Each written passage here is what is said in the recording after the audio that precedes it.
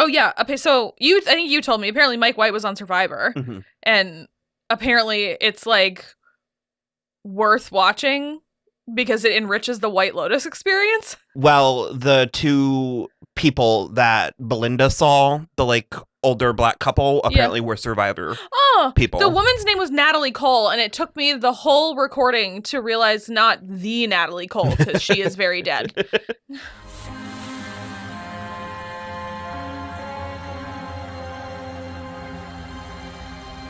I can't stop touching it. Okay, put him back. Put Mungo Jerry back. It's not his name. You covered his ears. Stop calling him that. Hello, everybody. I'm Will. And I'm Kristen. And so I'm watching The White Lotus, Season 3, Episode 2. Special treatments. This show has everything. So, okay. Robberies. A fortune won and lost. One near car crash. Incest. 2 nips. 2 nips, for sure. So how are you feeling? Amazing. No notes. I love everything about it except for Saxon.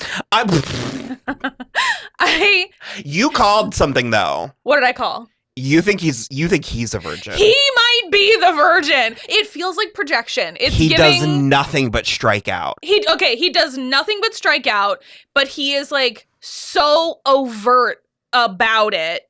He's also like, according to Piper, on steroids, which makes your pee-pee go, pfft.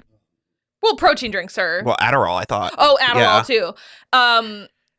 I'm obsessed. He is obsessed with his sibling's sexuality. If he is a virgin, I will take back every negative thing I said about him because it's the funniest thing I've ever heard. And all that, I want to put that in the context of, I think virginity is a social construct. I think it's ridiculous, but he's so overt about his masculinity and like his virility and all of this stuff that like if he was a virgin, that would just be the most poetic irony. Piper sort of seems an island to herself. Yeah. Mm-hmm. Like, even with the parents, she seems like an afterthought. Yeah, well, she's a girl from North Carolina. Yeah, you said that, but she's certainly an afterthought to her father, and I think Victoria is, when she told that story about Uncle Babe, I was like, Piper didn't have a chance. Mm-hmm. Growing up with that mom, with those brothers, and that dad who is like the hyper-masculine Southern man, like Piper didn't stand a chance. And she's into Eastern religion and stuff, she didn't stand a chance. Furthermore, like, Saxon is just like dense and inappropriate. It seems like Lachlan is longing. Yeah. Like, because when I was trying to pull a thumbnail for last week, I like watched the scene again, and only for that reason. He like bites his lip. Yeah. And then there's that shot in this gets out episode of bed, or when he's in the bathroom. Yeah. And he's just like, it's very longingly gazing at him. Yeah. And at his hairy ass. No judgment. It was Acacia forgot. Yeah, no. She was the body double. No judgment. But no, I just wish they weren't brothers. If they were cousins, I would be fine with it. Sure. It's like the brother, and the fact that he's so much older. I don't know. I mean, that it wouldn't be better if they were younger, but I don't know. But I mean, I feel like it's like, I mean, I guess max it's like 8 years, but they're probably like 6 years apart. Yeah. I'm not claiming that makes it better, but I'm just saying I don't think it's like a humongous gap. It's just, oh God, it's so. It feels very Greek. It does. I feel like we should be in Capri instead of.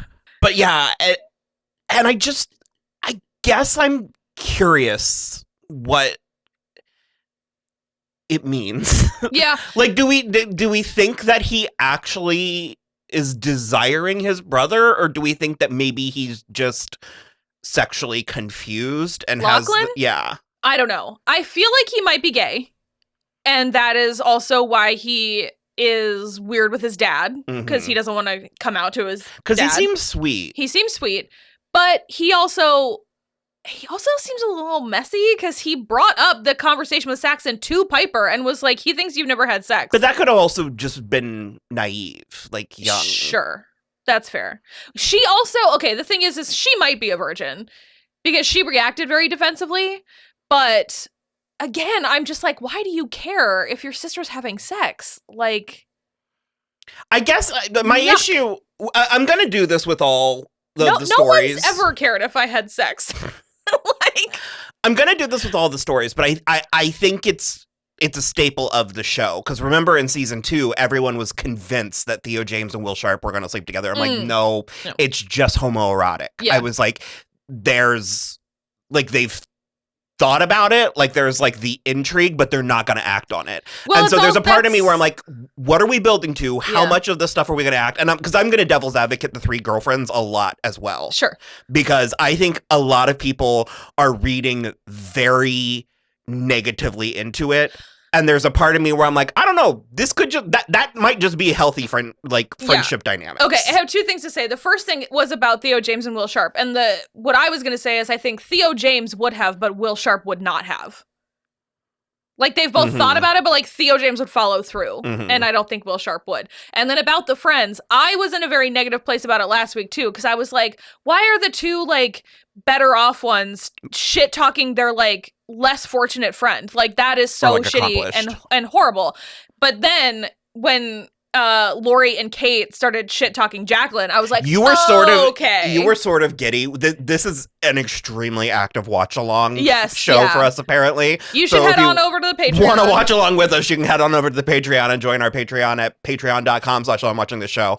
Join the $3 watchers tier. But, because we laughed, we screamed, we gasped, we swooned, we but like the second you realized when it was, I still don't know their names. So Leslie Bibb is Kate and Carrie Coon is Lori. So when Jacqueline went to bed, and because it was like the night before, Lori went to bed. And I was like, oh man, that sucks. She's like off in her own, like away, like in a different room. And then it's just like these 2 are like more successful and like richer probably. And like after the cool girl comment about her daughter, I was like, these bitches suck. We did get a little bit more information, I guess. Lori, I guess she's divorced. But it was a nasty divorce, and she had to pay him alimony.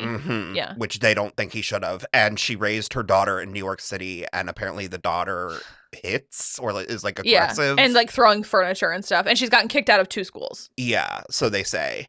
And so we did get that. But no, once Jacqueline left and the other 2 were talking, the only thing is it was very, I told Will to pull the clip. It was very like, and like, I love her, but I think she's kind of an attention whore. Because she's just like, oh, you know, like, and then like a bitch. Hey. It was like so funny to me. And it is so true to how like female friendships are, where it's like when you're all together, although it's like at an 11 because they're gassing each other up to such a degree that it's like almost uncomfortable.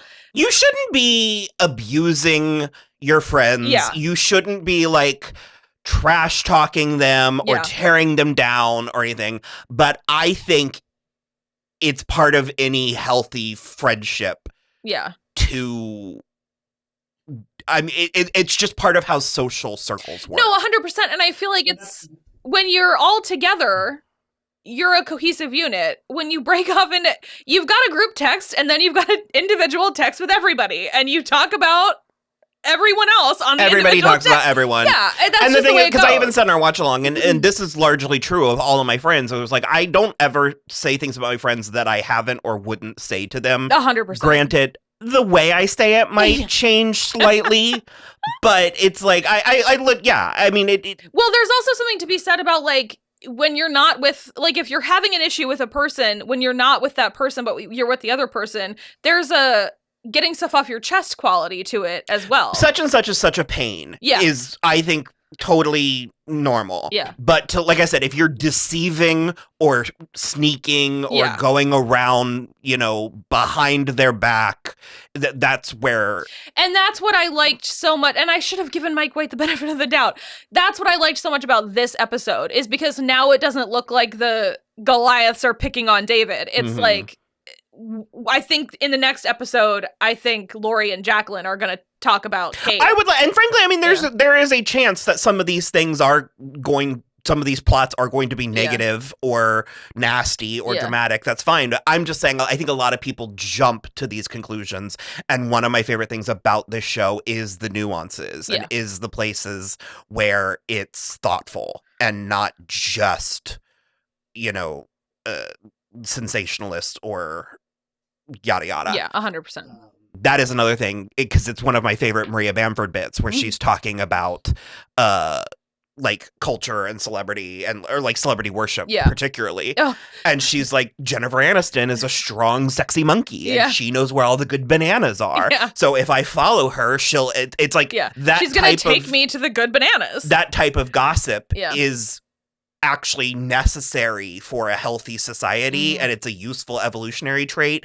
And that's another place where I find the monkeys interesting. How we keep cutting back from, and in this episode specifically, we cut to a singular monkey, and then the next time it was two monkeys seemingly working together. I think that's interesting. They've learned how to hunt in packs. Mook is dating... No! Or, well... She sure is not! She sure is not dating anyone. Mook is friends with Tak, is what they're calling him. It seems to be a nickname. Yeah. He's giving us Hello Milady vibes. Yeah. Some of it, though, because there is quite literally a language and cultural barrier.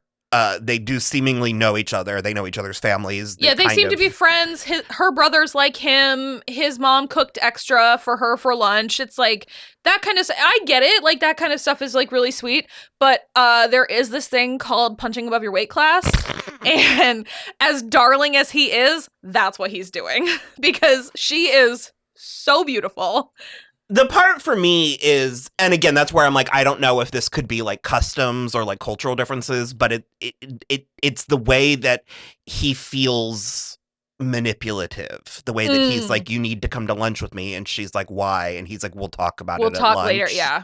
And it's like, so you've just answered for her. I mean, that's not... she's going to this lunch. That's not cultural. That happens here too. No, I know, but it seems, because we had to go through this with Albie, and remember our comments on that were a roller coaster. Hey, remember when I was right and he got totally fucking duped by that prostitute? Remember that? Because it's like he comes off as like the sweet guy, and frankly he might be, but also one thing can be true, a separate thing can be true, and also two things can be true. No matter if you're sweet, you're still a product of your environment. And with F. Murray Abraham and Michael something from The Sopranos, Imperioli, as your grandfather and father respectively, you are not coming out of that environment unscathed with regards to your attitude towards women. I was right. I was righter than I've almost ever been watching a TV show. So, he also... Well, she's also keeping him on the hook. She is. Yeah. She is. Yeah. Like, she's stringing him along, or playing along enough. So at the lunch scene, she was very like, don't be stupid, eat your lunch. And it was very like, pat, like, but then after the robbery and he got like hit in the head, she was like, oh, I was worried about you. Like, and I was like, girl, put it away. He's already there. What is Valentine's deal? I don't trust him. Oh. I don't get it. Because the whole time there's just something that's not mathing. Okay, noted. We'll keep an eye. Told both Jacqueline and Lori the same information on their like health appraisal or whatever, and it was conflicting. Okay, he might have, or Jacqueline is trying to feel better about herself and she lied. Maybe, but then I suspect Kate might have lied as well, and she didn't. She was like, well, you told me I was totally average. So. But he's also the one that clogged up the gate when the driver came through. So that could have been something for sure. There's just something about, I don't know. Well, also he's Russian. Oh, is that it? Are we getting back to Russian villains? Is that it? We could get back to Russian villains.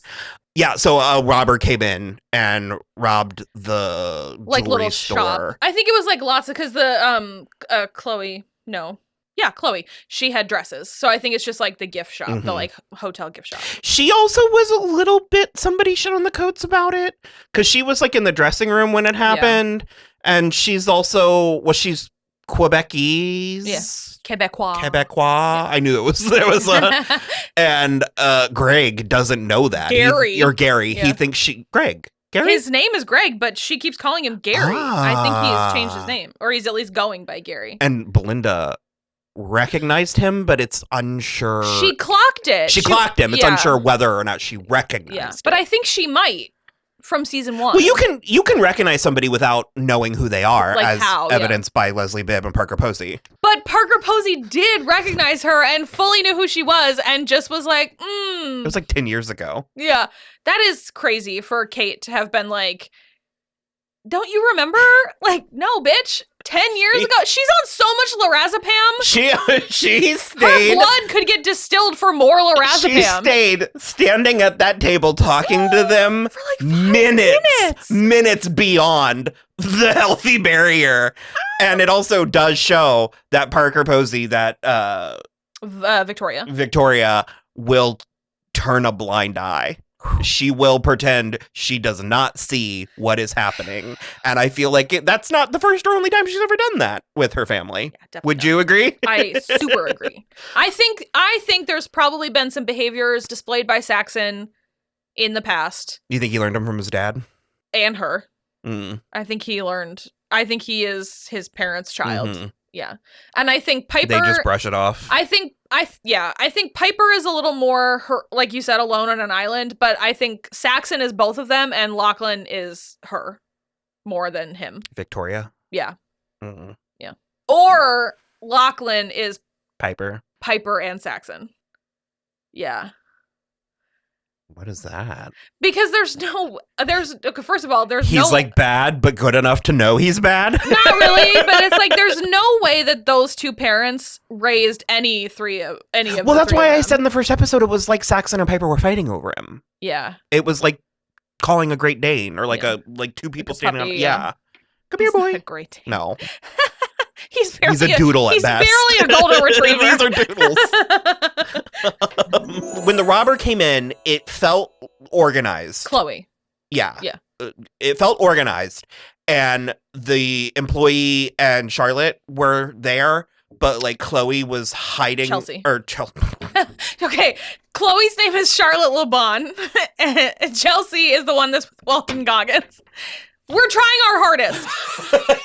It's a lot of names. There's a lot of characters. There was just something about the way Chloe came out of the dressing room and was like, oh, I missed it. And then later when she was like, I could have died. And it was Chelsea was the one that was like, I could have died. And everyone else is being like, no, you couldn't. No, you were not like almost dead. Ridiculous. Also, Walton Rick is going to Bangkok. He seems to have some sort of business with Jim Hollinger. Sritala's husband. Yeah. She's amazing. She like did a little musical number and there was like dancers. A beat dropped. It was incredible. And the three girlfriends were hammered. Their reactions, like, because they're playing, like, they're being asked to play pretty standard snipey friends, but all three of these women are actually pretty gifted comedians. Yeah. So they're like side acting is really good. It's amazing.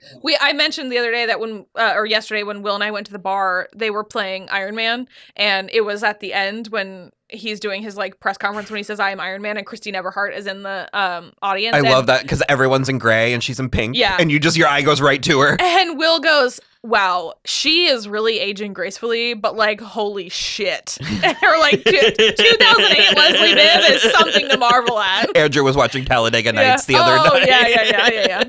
I've always thought she was underrated. Yeah. And I feel like she's getting her due. Bitch, I've been there since Popular. Mm-hmm. You kidding me? I never actually watched. I've seen. I never finished it, but I was like every week I was there. And for I most feel of like it. I think I was just a skosh too young. But I feel like I should go back. Yeah. And especially with Leslie Grossman. Does anybody want us to watch Popular, the show Popular? Because I love put it on there. It goes around the internet, but Leslie Grossman answering the phone and who is this? What do you want from me? So so funny. Belinda is doing her exchange student training program with. I don't know how to say this, and I missed her pronounce it. It is spelled porn chai. I don't know if that's a hard C or hard K sound or what. That's how it's spelled. I don't remember. Yeah. He is so cute. So cute. And I said that in the first episode. Yeah. And I was like, so are we thinking that he's interested in her? Or are we thinking that he's the gays? And you're leaning. Well, now that she thinks he's hot, I'm definitely leaning the gays. I'm just proud of myself for clocking it before he had his little those boxer those briefs. Little briefs. Woo! Get it. Do you want me on my stomach or on my back? And I think she said on my stomach. My stomach, and she goes, your stomach. But yeah, so there's something to watch there. Look, I think it's really cute, their little exchange program though. He's I'll do this warrior massage, and then we'll do lunch, and then after you can show me your signature treatment, and then we'll compare notes. And I was like, love it. Adorable. More of this. Jason Isaacs. Tim, right? Yeah, Timothy. Is still in trouble with money laundering. Kenny. But it's apparently Kenny's problem or idea. Kenny convinced him to do this thing, which apparently he came across in Brunei. Yeah, he had to go to Brunei to do it because he thinks he never should have gone to Brunei, which Kristen was like, yeah. And he's... Don't go to a sultan ship or sultana, whatever you want to call it. Don't do that. One of my favorite was when he was like... Sultanate. Yeah. He was like, you told me this couldn't happen. And I'm like, if you were aware that there was something that could happen, it can happen. Also, in case anybody's curious, I looked it up because I was like, just stay in Thailand. They probably don't extradite to the United States. They sure do. So you can't even stay there. So you could go to Brunei.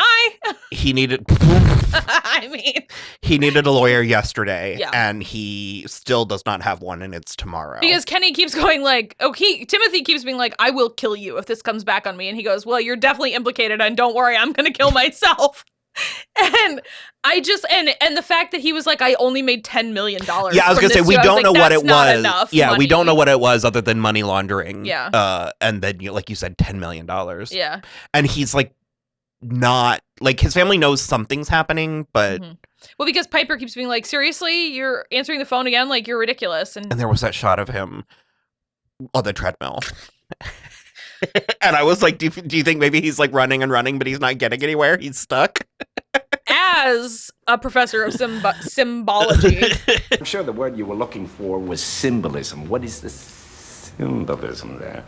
Rick and Greg/Gary don't seem to give two shits about each other. Or their girlfriends. No, well, we did... Well, so yeah, Rick, after the robbery or whatever, and Chelsea was giving her statement to the police, and then Rick came into the lobby and she ran and he hugged her, and he seemed actually genuinely happy and that she was alive and concerned that she had gone through a thing. But and also seeming like he wanted to comfort her. Yes, and both of us were like, oh, that's nice. At least he does, because we were like, does he even care about her? That's the thing is for then he got to play with her titties later. It was nice. He sure did. I enjoyed it. And they were not bad. I almost said something in one of her tops. I was like, goodness. Yeah. No, it's pretty good. The other thing too is that he just keeps fighting her. So he had a therapy session with Amrita, I think her name was, and apparently his mother died of a drug overdose when he was 10, and his father died before he was born. He was murdered. So I was like, he goes, yeah, it's not very fun to talk about. And I was like, well, you should have been talking about it for 25 years already. But regardless. So he's gonna go back or whatever, but she's just sort of trying to strong arm him into this healing journey. And I'm like, just let her manage you, dude. You are clearly not doing good on your own. Let it happen. I do like that. He also has now said he has to go to Bangkok for a couple days because he overheard Stratala say that she has to go visit Jim, who had a stroke. Mm-hmm. And yeah, he's definitely looking for Jim. We're just not 100% sure. To what end. And Chloe and Greg/Gary met in Dubai on a matchmaking service. Did we already say that? I can't remember. Well, we started to, but I don't think were they in Dubai, or was it just a Dubai matchmaking service? I don't know. I guess he it's not said really... we met in Dubai. Did he? Okay. It was through a matchmaking service. And then Rick later called her a prostitute. which I thought was Rude. And also Chelsea was like, no. And I'm like, I mean, she could be kind of like a mail order situation, but I don't know why a beautiful Quebecois model should be a mail order bride, but I said the word courtessan earlier. Courtesan, We're getting kind of back to that place, and frankly, I'm for it. I think it's chic. here we are asking for patrons of the arts. So. Patrons of entertainment. I don't know. So, I mean, you gotta. Everybody's got something they bring to the table. Let's all bring it to the table and see how it mixes. So. I think the only other thing we haven't really talked about is the guy who's like dealing with the girls, Fabian. Not Valentin, but like Fabian is their like concierge kind of. And he had something in this. Yeah, he was like all of the singing. All of the performers are staff and like all of this, and like even I've started songwriting. That's where when I said that like all three of those actresses are really great comedians. Yeah, that scene faces. Was when they were like so good. But they were like, "Oh, you should get up there and sing," and he just was like, "No." No, but he was like, well, maybe. he seemed kind of like alarmed at first about it, and then he was like, "I'm the boss, maybe," and I don't know. Then they just were all like, super funny. I love this show. I want to go. Dishy. I want to go lay in a hammock in the ocean. Right now. Just the right amount. Right now. So. Oh, also Saxon was just like banging around everywhere trying to find a blender for his protein shakes. Be more of a cliche. Yeah. Well, he's not having sex. He's certainly not. So, okay, well, we're gonna. I love it. Be back next week. Can't wait. Bye. Like and subscribe. Leave good comments. We don't like mean comments. Leave mean ones too. Engagement. Any engagement. Be mean to us.